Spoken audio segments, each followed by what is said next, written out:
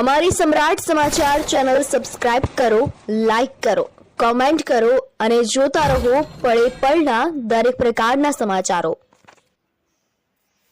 તળાજાથી ભાવનગર જતા Somnath national highway ઉપર બેલાના પાટિયા પાસે બાઇકનો અકસ્માત સર્જાતા એક વ્યક્તિને ગંભીર ઇજાઓ પહોંચી।